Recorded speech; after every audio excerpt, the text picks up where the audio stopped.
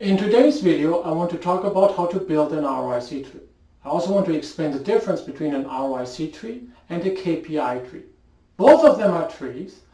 Both of them are used in consulting, financial analysis, and performance management. And for whatever reason, whenever I see them from consulting companies in PowerPoint, they seem to be growing from the left to the right rather than a real tree that is growing from the bottom up. Let's start with the ROIC tree.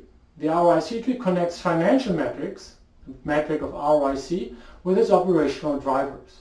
Strictly speaking, the ROIC tree is one big mathematical equation. If you wanted, you could literally write down the equation instead of the tree.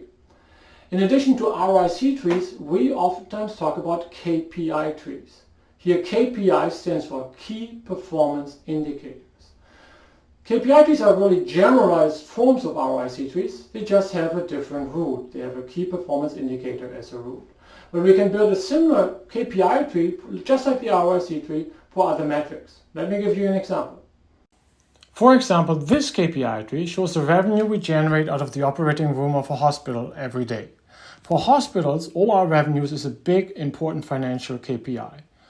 OR revenue is simply the number of OR cases times the revenue we make per case. Not very different from a furniture maker. The number of cases is the available time that we have, divided by the time per case. And finally, the time per case is driven by the actual procedure time. That's like the labor content in the furniture case. In medicine, this is sometimes referred to as the incision to close time. The room turnaround time is kind of our setup time. Time lost at the start of the case, maybe because the surgeon was running late, and then time that was wasted at the end of the case because we booked the OR for 2 hours, but we were finished with our procedure after an hour and a half. Either way, you notice how this KPI tree has the exact same structure as the ROIC tree we talked about a moment ago. When building an ROIC tree or KPI tree, you have to be very concise. Let's go back to the Paul Downs case. We computed there the material costs, which are dollars per year, by introducing a new metric, namely kilograms. We then looked at dollars per kilogram, which is the price of the wood, and kilograms per year, which is the amount of wood that we are purchasing every year. So now we have two metrics, the price of wood and the wood consumption. Next, I'm playing the same trick again. This time, I'm introducing the number of tables as a new metric.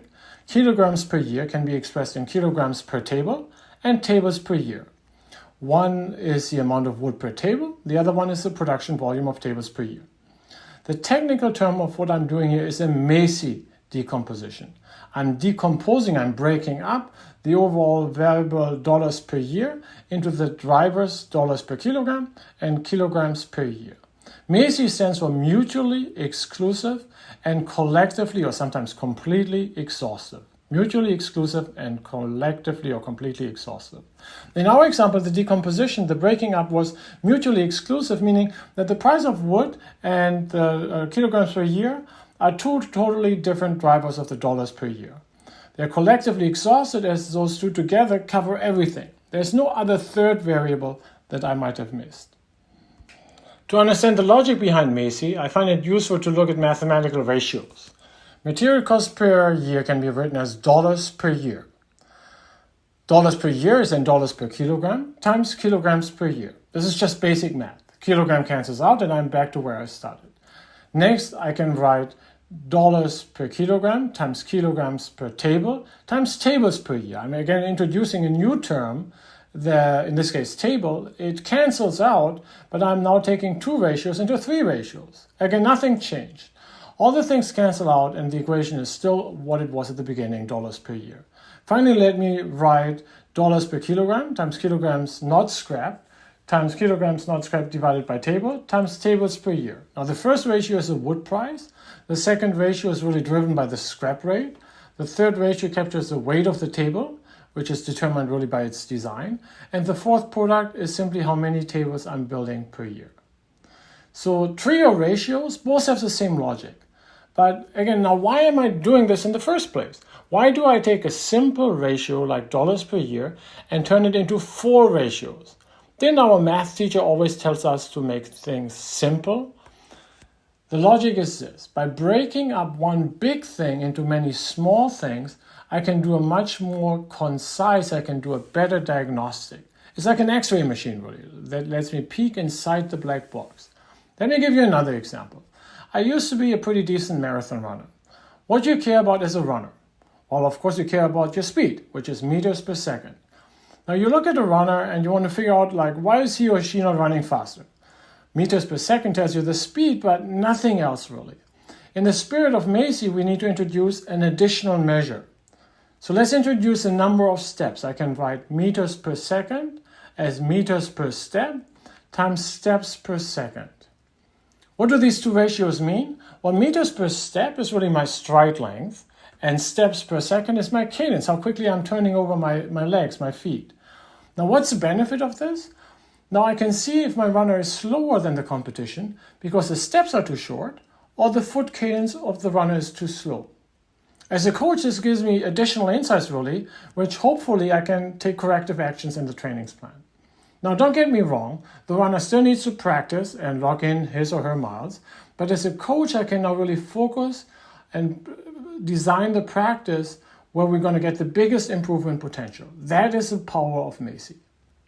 Let me emphasize that there is no one right way to build an ROIC tree or to do a Macy analysis.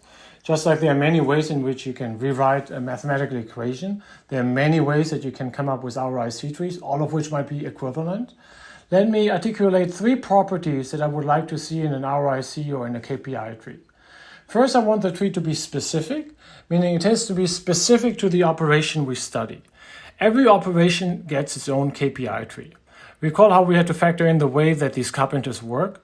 We had to look at their setup times and their scrap rate. This is very specific to our context and somewhat different from an ROIC tree from the folks in finance who kind of look only at the first 2 or 3 layers of the tree.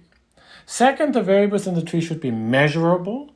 We need data for the variables in the tree. Yes, things such as employee morale might be important, but unless I can measure it and quantify it somehow, I don't have a good way of linking it into the ROIC tree. And third, the variables in the tree have to be actionable. I cannot tell my workforce to just bring in more profits, but I can observe that their setups or their scrap rates or their productivity is slightly worse compared to other furniture makers, and I can start working on a training program to basically get them up to speed. As good ops people, as consultants, as people trying to understand how other people work, we always have to ask why. We should not take things for granted, but we should really peek inside the black box. The Macy framework is a really helpful tool towards that goal. It breaks up something big into many, many smaller drivers. It's exactly that Macy logic that underlies my example of the ROIC tree. The ROIC tree is simply decomposing, it's breaking up the big thing, financial ROIC, into its many small operational drivers. That allows us to do all kinds of cool things, as we will see in the next video. See you then.